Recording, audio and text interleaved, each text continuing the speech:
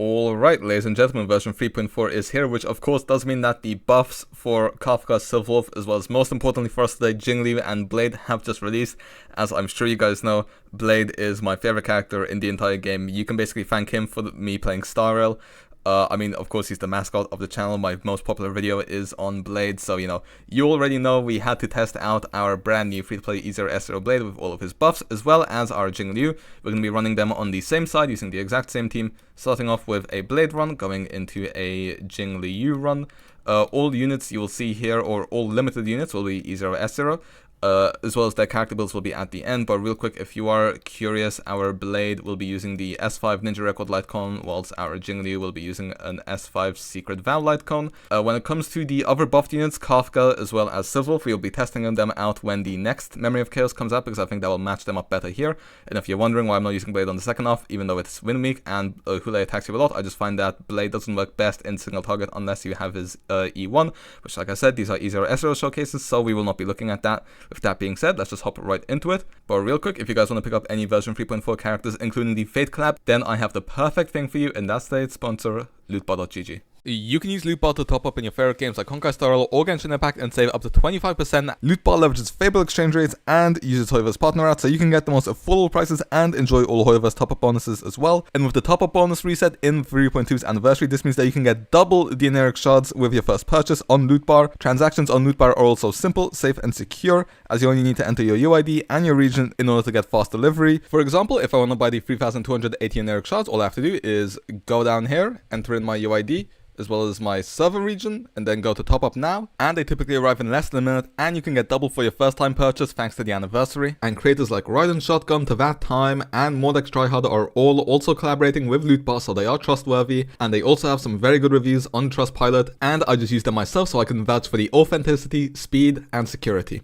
New users can also get an extra 10% off, so be sure to check out Lootbar with the link in the description. Thank you to Lootbar, and back to the video. Alright then, and here we are on the first half with our beautiful Blade, as well as our beautiful Blade team. Well, I say our beautiful Blade team, this is basically the most OP hypercarry team in the game at the moment, especially if you're not attack scaling. Anyway, let's just go right ahead and use our technique on Blade in order to start the battle. We used our skill here on Hyacine, just pop the ultimate straight away, and then of course we're probably gonna get hit. And now of course there is literally no wind weakness whatsoever on this half, so some might say that maybe Silverwolf would be a better option than Tribbie here, but just because there is also a lot of trash mobs that spawn in, I think that Tribbie's ability to hit AoE with a full-up attack just to wave clear is pretty valuable here, and even then she does also give her own res penetration, so I do feel like she's still probably the slightly better option than Silverwolf here. Anyway, we didn't have all of our buffs up there on that attack, but now that we use our Sunday, we can go ahead and use our Blade ultimate here. We don't have that much HP loss, so it won't be the biggest hit, but we still hit 287k there. Okay, a good start into 173k on the basic, so that's 450k, and then that is basically what, like nearly 640,000, I think, or nearly 540,000. I don't remember exactly what the numbers were from a single rotation from Blade. So you know what, we will take that, and we're probably gonna get to see that again just in a second here. So let's hope I can do my math a bit better this time and just keep a track a bit better. Okay, let's go ahead and see then. Okay, only 2 targets, 117,000. A skill up here on Sunday. We ult in order to deal 189,000, so we're already nearly 300k. That's like 400k, and that would be around 550k up against only 2 targets, which, if I say for Blade, a destruction unit, that is pretty damn impressive. Now, of course, his E1 also got a buff, and his E1 is absolutely massive. I'm not sure how many of you guys saw my final summons, but I was basically saying as long as it's a destruction symbol, it's a win, and that's because I would really love to get an E1 Blade. From what I know, E0S0 Blade and E0S0 Jingliu are slightly weaker than Mighty E0S0, but then if you get an E1 Blade, then he manages to overtake a 3.0 limited 5-star, which I think is pretty damn impressive, considering the fact that he's, first of all, a version 1 unit, who for a while was considered the worst DPS in the game, and second of all, the fact that you can literally get his Eidolons by losing your 50-50s. I have lost both of my 50-50s since the new system released, but unfortunately it was to Bailu, which I'm still salty about, and then the other one was Fushuan, which I'm less salty about, but still it would be nice. Anyway, the nice thing about Hyacine's skill here is of course cleansing our Sunday, which will come in very handy here. We also get to go again, so that's 109,000 to a single target, 72,000 to a single target, and then 68k to a single target. So we get like 200 something thousand out of our rotation at E0S0. If we had this E1, that would definitely be over 300k in the rotation there, if not nearly 400k. So, you know, I would really love to get Blade's E1, but alas, we cannot yet. Anyway, we used our ultimate there, hoping we could maybe get more for Blade, but never mind. We weren't able to quite take it out, although our Blade does go again now after the tribbie ult, so we get to finish off this wave in the 28th cycle rather than the 27th, which is huge because of course that lets us do all of our stuff all over again. Like I said, try your best in order to clear right before a cycle ends, because it will just refresh and you can get more. Although all of you guys know this, I'm sure, so I don't need to talk more about that. Anyway, 116k against the True Sting. Of course, we will be doing more damage when there's more enemies on field, and also when we take out those enemies, we will be getting the vulnerability or death threat debuff on the True Sting. I'm not quite sure which one it was again. One thing I will mention is just remember that Blade will need to sometimes refresh his skill. Honestly, I just feel like they could have removed that when they were doing the buffs as well, but then again, he got so many buffs, I just feel like it's a bit of a non-issue. Just make sure you watch your skill points. I'd say if you get the chance to ult on your Sunday or Hyacine's turn, like before they do their attack, I would definitely recommend it, because it basically extends their ultimate by 1 duration. So you can get away with doing a basic attack on, for example, Hyacine, and then also Sunday becomes entirely SP neutral as opposed to using up 1 SP every 3 turns. So yeah, that would be my tip when it comes to managing the SP economy in Blade's newest team. When it comes to Jingliu teams, that shouldn't actually be a problem, because I think you should be able to stay in Jingliu's enhanced state basically the entire time nowadays, which is pretty awesome. Anyways, okay, we get to, how much do we deal on the talent? We deal 293k. Of course, there wasn't 5 targets on the field, so then it would deal more. Okay, and now as you can see, we do have our ult up on our Sunday's turn, so I'm not going to use his ult until it is his turn. And then something similar can be said for Hyacine, where I'm going to skill here, and then we're going to have her ult also ready for her next turn. It's nice to do the same for Tribbie, but then again, she moves so rarely that honestly, most of the time it's not worth the hassle. It won't save you that much SP in the first place, because like I said, she only needs to refresh her skill once every 3 turns, and even then she rarely goes because of how slow she plays. Anyways, let's just go ahead and use our Blade ult here, because we'll get more energy when we get hit. So that's 207k there on the ult, very nice. Now we will ult on our Hyacine, and straight away we will use a basic attack here, just because you know, it will be nice to generate more SP for our SP economy, especially when we're going to have to refresh Tribbie's skill, which we will have to after this turn. And we also need to refresh Blade's skill as well, so yeah, definitely would recommend conserving your ults on Sunday and Hyacine. As long as your Blade isn't going to go next, then I'd recommend conserving them until it's there on turn. Anyways, once again, we're doing a decent bit of work here. Also, like I kind of touched on in the intro, I would use this team against Hule, but honestly, I feel like Blade is much stronger in in multi-target rather than single target. You know, not full AoE, but like multi-targets, like 3 to 4 targets. He's much stronger than he is in single target. Like, I tried bringing him up against Hule, and even though there was a lot of win weakness, it just wasn't working out as well. And honestly, I felt kind of disappointed. But then I realized, you know what? Maybe we just need to play him against the first half. You know, we get the res pen from Tribbie, so we should still be able to pull it off. And lo and behold, we're kind of crushing him right here. He's on his final health bar, and we have 2 cycles left. So, you know, my goal, you know, this is in version 1 DPS, so my goal is to get at least 5 cycles with him, E0S0 as well. Although this is a very premium team, so maybe you'd expect him to clear a bit faster. You know, of course, someone like Mighty would clear much faster, but I truly think Blade's E1 is kind of a game changer for him right now.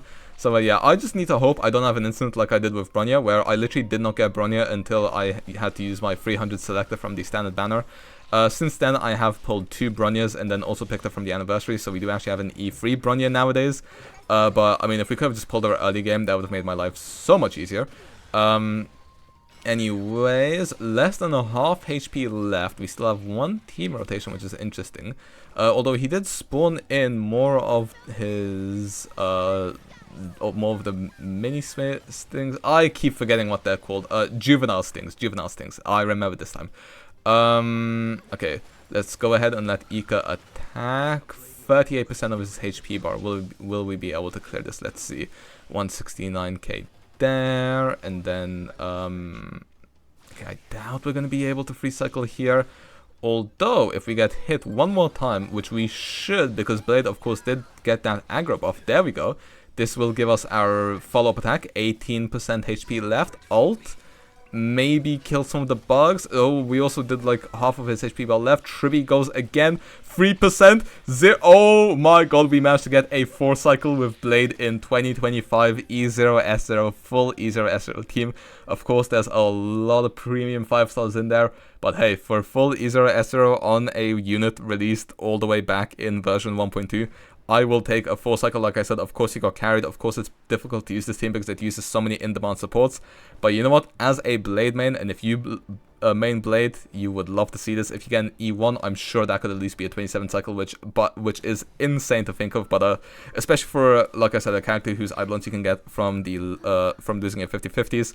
So yeah, that's pretty damn insane if you ask me. Very impressive for an old unit who's now on the 50/50 loss pool. But yeah, with that being said, let's move on to the Jingliu run and see how she does. Alright, and here we are. Well, I was about to say on the second half. No, we're not. We're still in the first half, just with our Jingliu team this time, running the exact same supports, because I mean this core of supports is just insane for anyone who is in attack scaling. I mean, even for anyone who is attack scaling, it's still pretty insane.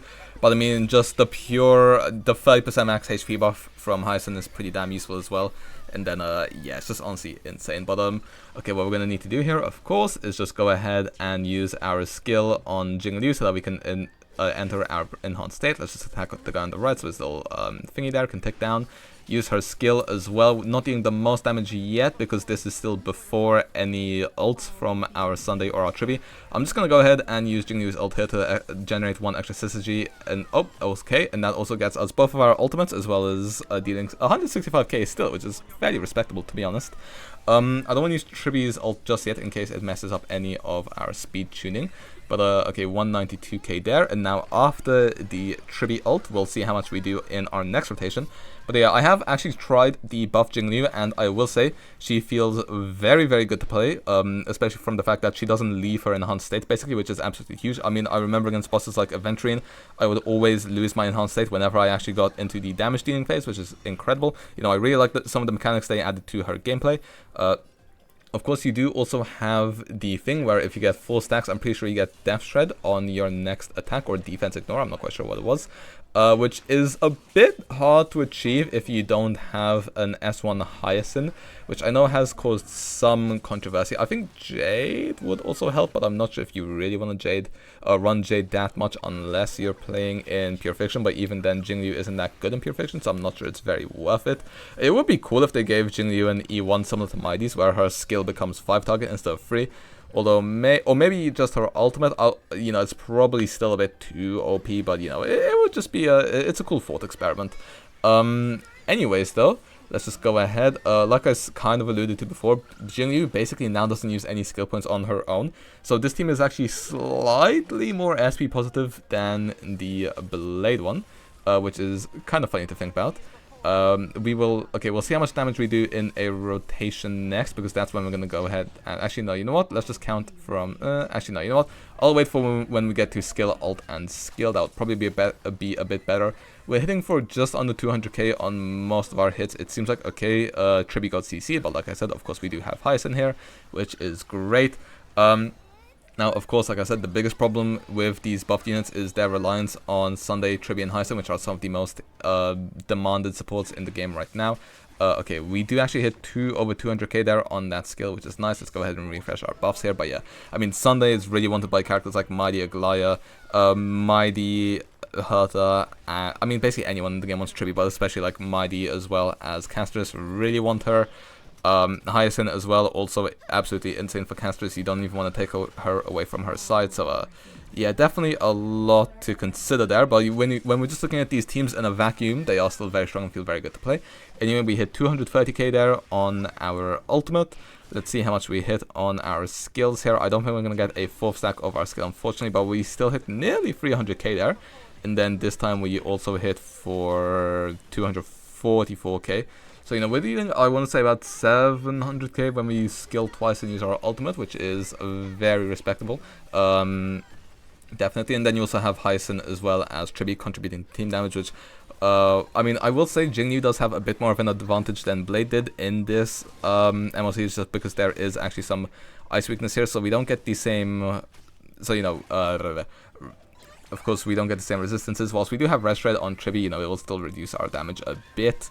So yeah, because like, you know, two of the, both the construct on the last half and then also True Sting here do have ice weakness. Anyway, 218k there from that skill into 278k here. So we're basically already looking at about 500k to top that off. And now 322k. Okay, so we are hitting like between 700 to 800k in a lot of our rotations here.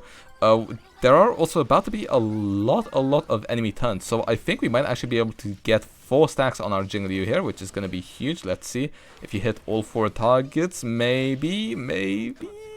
Okay, not quite yet. Maybe after the little horsey goes, we'll be able to. Also, once again, we're ulting on Hyacine's turn. It will allow us to generate even more skill points, which is very nice. Of course, Tribbie and the E-card taking out a lot of the trash mobs as well.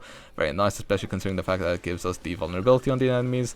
Okay, the question is, do we get that 4th stack? Unfortunately, the answer is no. I really thought we'd be able to, but oh well, what can you do? We should be able to get another ult here thanks to Sunday's ult as well. So once again, that's basically 300k there. This should be another ultimate for our Jingliu, so let's see, 300k into ult, which deals, I'm gonna say 250k, 417k, okay, so that's 700k there, dealt so far by our Jingliu. Unfortunately, we are only up against 3 targets now, but that would have been about 1 million in that rotation, which is actually insane to think about. Wow, you would not be expecting that from a version 1 unit. I don't think her E1 is as strong as Basie. Oh right, I also forgot stats. 100 crit to 543 crit damage, absolutely insane crit stats, as well as the 7.3k HP as well. So yeah, we are doing some pretty insane stuff at the minute, considering just how old some of these DPS characters are. We are once again into the final HP bar with on the 26th cycle, which is basically exactly the same what happened with Blade. It just it will just depend here how hard we hit. Of course, we are guaranteed to crit on all of our hits, and man, it just feels so good playing characters like Blade, Mighty, Caster's, Jingliu, who can Herta as well, who can easily get like 100 crit rate while still getting very good crit damage. And then you compare that to an E0S0 Akron who gets like 80 crit rate, 180 crit damage, or at least mine does. Even then, you know, you're probably not getting 100, 200 if you're not playing someone like Sunday or Robin. So yeah, it's a bit unfortunate, but it's really cool to see this. And then I can't believe I'm saying this, but I kind of hope Akron gets buffed next anniversary. You know, maybe not quite yet, but I think next anniversary she's probably overdue for a buff.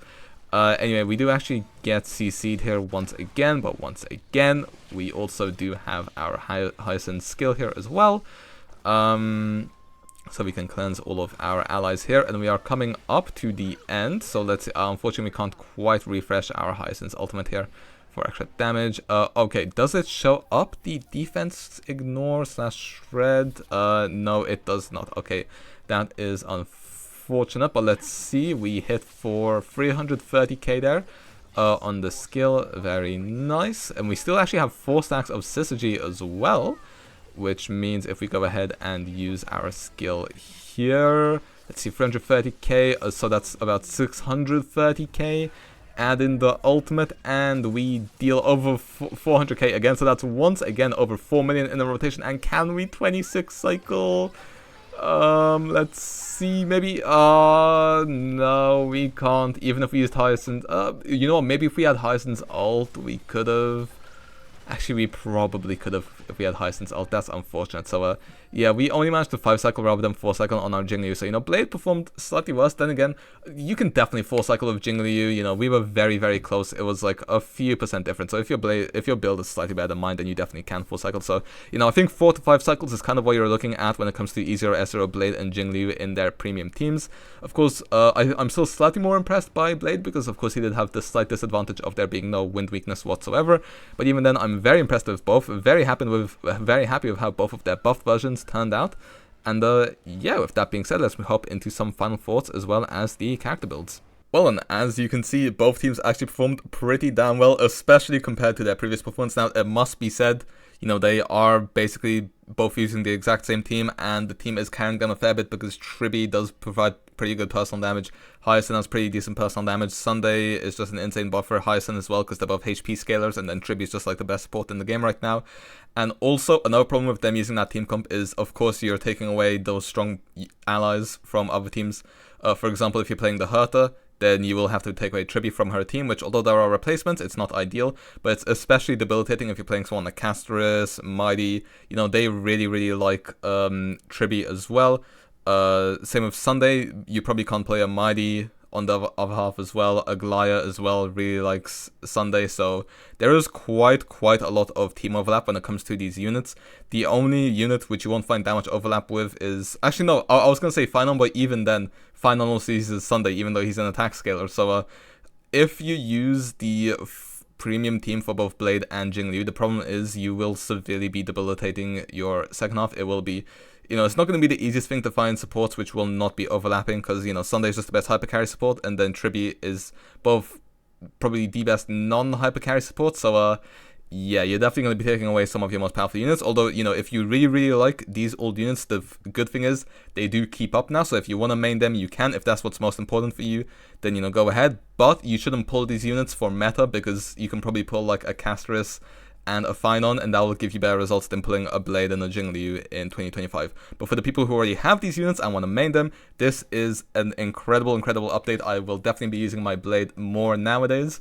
It's just because I have the ability to now. When it comes to their build, starting off with our Blade, 145 speed, 70 crit rate, 143 crit damage. This will get us to slightly over 100 crit rate, but over 300 crit damage as well. And the speed tuning is just right so that we go off just before our Sunday, so we can go Blade, Sunday, Blade, of course. We are on a S5 Ninja Record light cone, just because I feel like my Blade doesn't have the most max HP, and then the crit damage is also nice because he doesn't have an overabundance of crit damage on Jingliu. Traces are fully maxed out. Relics, speed and double crit with 9 speed, crit rate body with crit damage. I want to prioritize getting exactly 100% crit rate, so yeah. And then speed boots with double crit, wind set on the bone collector set with double crit, and then also HP rope with speed and crit damage, as well as E0, of course. Like I said, all premium units here are E0S0. Then Jingliu, 136 speed, again slower than Sunday. 30 crit rate will get us to just over 100 crit rate when you include in her crit rate self buffs as well as the Sunday buffs. 173 crit damage, but of course that goes up to over 500 in battle, and then 6k max HP as well. She's on a S5 Secret Vow just because I feel like she gets more HP than our Blade tends to get. I mean, they're on a similar amount, but I just feel like, and also the main thing is the secondary crit damage effect. I just feel like there is a bit too, we'll get a bit too much crit damage if we wear the slide con, and then of course if we then swap over to her, she will also have like way more HP as well. As you can see, we go up to 6.6k, so yeah, I just feel like it's better if we just use an S5 Secret Vow, even if we don't have the best uptime on the secondary effect. The first effect will be better because just the 40% damage bonus we don't have as much of as we do HP and crit damage, so yeah. And then relics, also speed and crit damage here, double crit here, HP body with crit substat, and then speed with crit rate, and then ice damage sphere on the bone collector set with spear and double crit, and then HP rope with crit damage as well. And once again, E0. Then when it comes to our supports we used, Sunday, 134 speed, 247 crit damage, 134 ERR, thanks by the S1 Bronyaluk, which everyone can get from the Starlight store. Traces maxed out other than the basic attack. Sacrados, crit damage here, speed and crit damage and speed. Speed double crit, only leveled up to 12 though, so that we don't get too much speed. Just had to do that for speed tuning. And then on Penacony, 45% extra ERR because it has our best speed and crit damage substats, although unfortunately we don't get the secondary effect. Although none of the secondary effects are that great for Blade or Jingliu either. And then once again, E0. When it comes to our Tribbie, 5.4k HP, 54 crit rate, of course, will go up thanks to Poet. 164 will go up thanks to the Bone Collector set. Light Cone, S5, Dance, Traces maxed out, other than basic attack, like I said, Poet set, double crit, crit damage, HP, and ERR. Eidolons, once again, E0. And then finally, our Hyacine, wherever she is, there we go. 5.1k HP, 200 speed, a little bit of crit damage, not that much to be honest, on an ERR rope. S5 of the Herta Light Cone, Traces maxed out, other than a bit of effect res as well as basic attacks. And then 2p speed because I have not quite gotten a set I'm happy with. on the Warrior Goddess set, and then also on the Giant Tree set with HP as well as speed stats, and then ERR with speed and crit damage as well, and E0 once again. So yeah, that's it. Hopefully you guys enjoyed, found this video helpful, enjoyable, and with that being said, let me know your thoughts on the buffed characters, and with that being said, I will see you guys another time. See ya.